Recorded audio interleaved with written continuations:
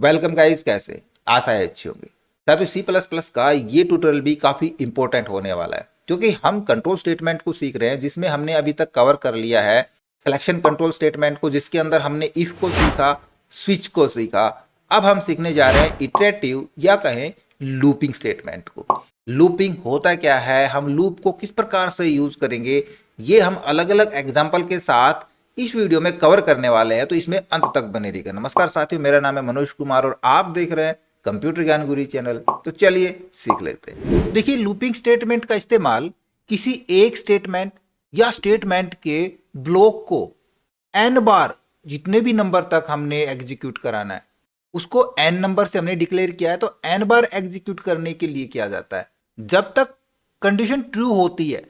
देखिए, C plus plus programming में चाहे कोई भी प्रोग्रामिंग हो, सी प्लस प्लस हो, सी के अंदर हमने आपको बताया था, आप जावा सीख रहे हैं, कोई भी प्रोग्रामिंग आप कर रहे हैं, उसमें लूपिंग का सेम कॉन्सेप्ट रहने वाला है। एक ही तरीके का काम होता है लूपिंग से सभी प्रोग्रामिंग लैंग्वेज में। लिखने का तरीका अलग अलग हो सकता है ना।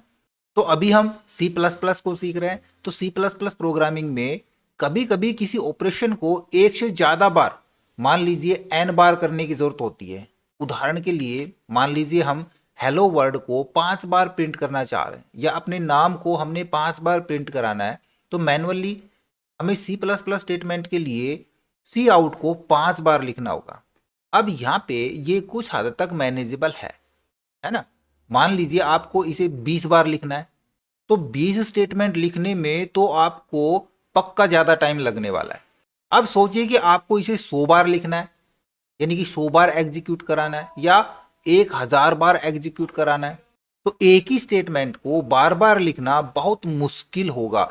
ऐसे मामलों में लूप काम आते हैं, जिससे यूजर स्टेटमेंट के ब्लॉक को कितनी भी बार चला सकता है। अब सी प्लस प्लस 3 तरह के लूप देता है।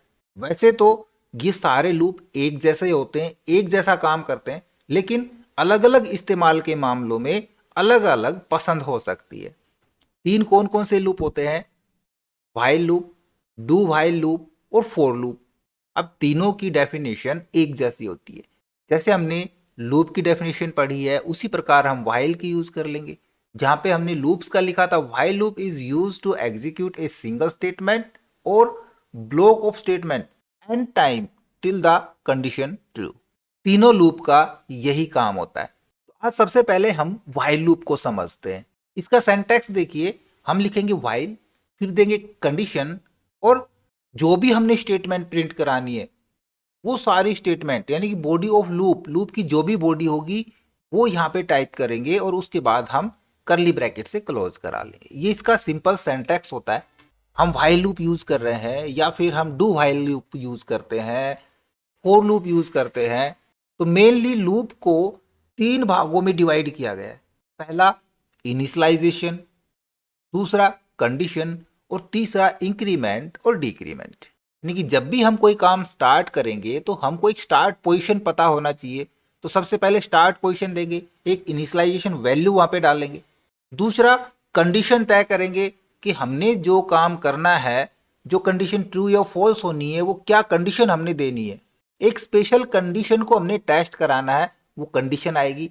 उसके बाद उस कंडीशन को हमने कितना आगे बढ़ाना है या कितना पीछे लेके जाना है, तो इंक्रीमेंट और डिक्रीमेंट का यूज करेंगे। ठीक है, सिंपल मैंने आपको समझा दिया। अब इसका एक एग्जांपल देखते हैं। सबसे पहले तो हम हेडर फाइल ले लेते हैं, आईओ स्ट्रीम, इसके बाद यूजिंग नेम स्पेस और STD colon. Main function start करना है हमने, और अब हमारा यहाँ पे काम स्टार्ट होता है। हम व्हाइल लूप सीख रहे हैं, तो सबसे पहले मैंने क्या बताया था, लूप के लिए इनिशियलाइजेशन होता है। सबसे पहले स्टार्टिंग वैल्यू, तो हम एक इंट टाइप का एक आई नाम का वेरिएबल ले लेते हैं और इसके अंदर वैल्यू असाइन कर देते हैं 1। अब चलेंगे व्हाइल के ऊपर। व्हाइल के अंदर हम डालते हैं कंडीशन। अब कंडीशन क्या है, हम मान लीजिए ये प्रोग्राम बना रहे हैं कि हमको 1 से 5 तक नंबर प्रिंट कराने हैं या 1 से 10 तक हमने नंबर प्रिंट कराने हैं, काउंटिंग प्रिंट करानी है 1 2 3 4 5 6 7 8 9 10। तो इनिशियलाइजेशन हम हो गया 1, और कहाँ तक चलाना है, एन नंबर तक। एन नंबर हम कितना मान के चल रहे हैं, 5 या 10। मान लीजिए हम 10 मान के चल रहे हैं एन नंबर को, तो कंडीशन हमारी क्या हो जाएगी, कहाँ तक चलेगा, 1 से चलेगा और 10 तक चलेगा। तो 1 < 10 तो ये क्या होगा, 10 से कम तक चलेगा, जबकि हमने तो 1 से कहां तक चलाना है, 10 तक चलाना है। तो हम यहां पे कर सकते हैं 1 लेस देन इक्वल 10। 1 हमारा कहां पे है, 1 तो हमारा आई के अंदर है ना, आई के अंदर स्टोर करा रखा है, तो हम 1 की जगह डायरेक्ट आई ले लेंगे। तो आई लेस देन इक्वल 10, आई कितना है फिलहाल 1 है, 1 10 से कम है, तो कंडीशन क्या हो गई, कंडीशन ट्रू हो गई। कंडीशन ट्रू हो गई तब हमारी स्टेटमेंट हम यहाँ पे डाल सकते हैं, हम सी आउट के अंदर आई को ले लेंगे, सी आई के अंदर, तो हमारा आई प्रिंट हो जाएगा। आई कितना है, 1 है ना भाई, 10 से कम है, 1 है आई, तो ये स्टेटमेंट प्रिंट हो जाएगी, आई की वैल्यू प्रिंट हो जाएगी। यहीं पे एक नई लाइन ब्रेक हम लेना चाहें तो न्यू लाइन ब्रेक ले सकते हैं हम, स्पेस बैकस्लैश के साथ एंड डाल देंगे, एक नया लाइन ब्रेक आ जाएगा। ठीक है, यानी कि नई लाइन के अंदर हमारा दूसरा चीज चली जाएगी। दूसरा क्या चाहिए हमको, 2 चाहिए, तो आई को हम एक इंक्रीज करा देंगे, क्योंकि 2 चीजें तो देखो हमारी हो गई, एक तो हमारा इनिशियलाइजेशन हो गया, दूसरा हमारी कंडीशन हो गई। अब हमने क्या करना है, 10 तक जाना है, तो एक एक बढ़ाते हुए चले जाएंगे। तो यहाँ पे हम आई को 1 बढ़ा देंगे, आई इक्वल आई प्लस 1 करा देंगे, या फिर हम इसको ऐसे भी लिख सकते हैं आई प्लस प्लस, दोनों ही कंडीशन ठीक है। तो यहाँ पे क्या हो गया, आई एक इंक्रीज हो गया। अब जैसे इंक्रीज हो गया तो देखो जाहिर सा है लूप कब तक चलता है, जब तक वो ट्रू होता है। अब ये ट्रू था, चल गया, आई एक इंक्रीज हो गया, ये वापस अपने लूप के ऊपर जाएगा। तो आई कितना हो गया, 2 हो गया यहाँ पे ना, आई प्लस प्लस, यानी कि आई इक्वल आई प्लस 1, आई 2 हो गया। क्या 2 10 से कम है, बिल्कुल कम है 10 से, तो फिर से हमारी क्या प्रिंट हो गया, आई की वैल्यू फिर से प्रिंट हो गई। तो पहले तो आई 1 प्रिंट हो चुका था, इस बार आई प्रिंट हो गया 2, फिर से नई लाइन के अंदर आ गया, आई की वैल्यू एक और इंक्रीज हो गई, आई की वैल्यू हो गई 3, फिर से ये ऊपर गया, 3 10 से कम है, बिल्कुल कम है, तो क्या होगा, फिर से ये स्टेटमेंट रन हो जाएगी और हमारा आई की वैल्यू 3 हो चुकी थी, प्रिंट हो गया। फिर से आगे आया, आई की वैल्यू एक और इंक्रीज होगी, 4 हो गई, वापस गया लूप के ऊपर, 4 10 से कम है, बिल्कुल कम है, तो फिर से स्टेटमेंट रन हो जाएगी, 4 प्रिंट हो जाएगा। नई लाइन में जाएंगे, आई एक और इंक्रीज होगा। कब तक चलेगा ये, जब तक ये 10 या उससे कम है, तो हमारा ये कंटिन्यू यहाँ पे 10 तक प्रिंट हो जाएगा।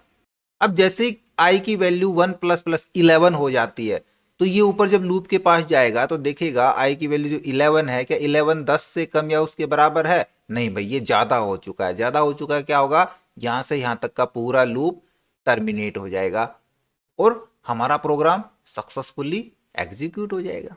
बस यहाँ पे अब नीचे आते हैं, हम यहाँ पे करा देंगे रिटर्न, इसको 0 को रिटर्न करा देना है। कंप्लीट, क्लियर हो गया। एक बार इसको सेव करा देते हैं और रन करा के देखते हैं हम यहाँ पे।